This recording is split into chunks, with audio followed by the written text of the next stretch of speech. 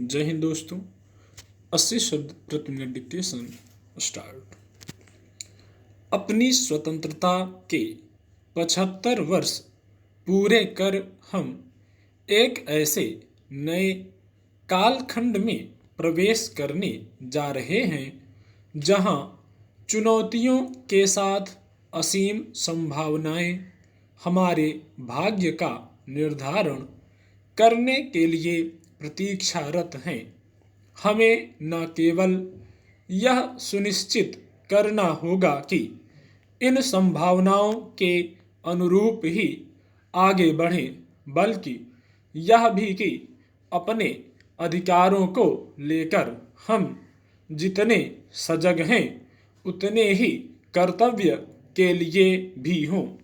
ऐसा करके ही हम उन सभी लक्ष्यों को प्राप्त कर सकते हैं जो अब कहीं अधिक निकट और आसान दिख रहे हैं। यह तथ्य है कि भारत अब एक बलशाली और वैभवशाली राष्ट्र है। विश्व समुदाय के बीच भारत की प्रतिष्ठा भी बढ़ी है और महत्ता भी। वस्तुतः इसी कारण विश्व समुदाय अब भारत के प्रति कहीं अधिक आशावान है। यह सहज सामान्य बात नहीं कि विश्व के प्रमुख राष्ट्र अब प्रत्येक अंतर्राष्ट्रीय मामले में भारत का सहयोग और समर्थन लेना आवश्यक समझने लगे हैं। इसे हमने कोविड महामारी के रूप में सदी के सबसे बड़े संकट के समय भी देखा और यूक्रेन पर रूस के आक्रमण से उपजी परिस्थितियों के दौरान भी। निसंदेह यह स्थिति इसलिए बनी क्योंकि बीते 75 वर्षों में भारत अपने को विश्व के सबसे बड़े लोकतांत्रिक देश के साथ साथ एक जिम्मेदार राष्ट्र के रूप में भी स्थापित करने में सक्षम रहा है।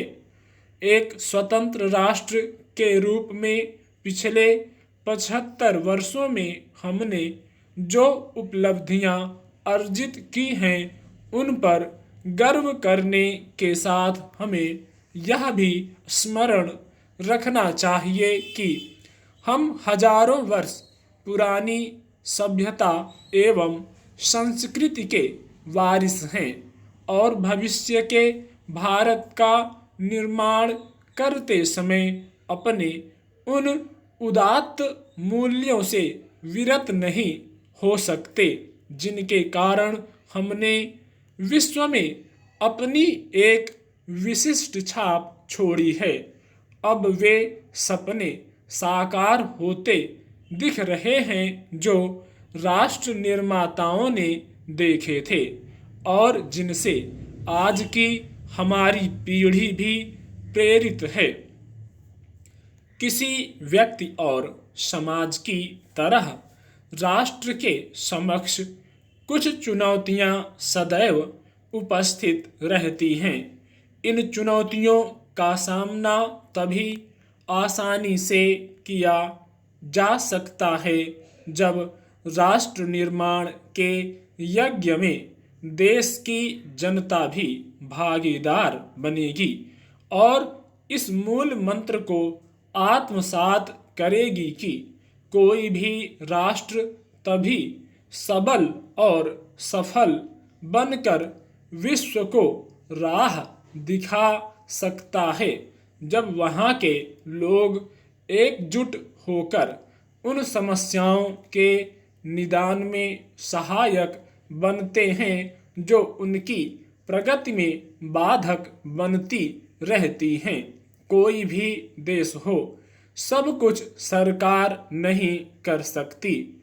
यह बात विश्व के अन्य देशों की तरह से भारत पर भी लागू होती है। स्टॉप।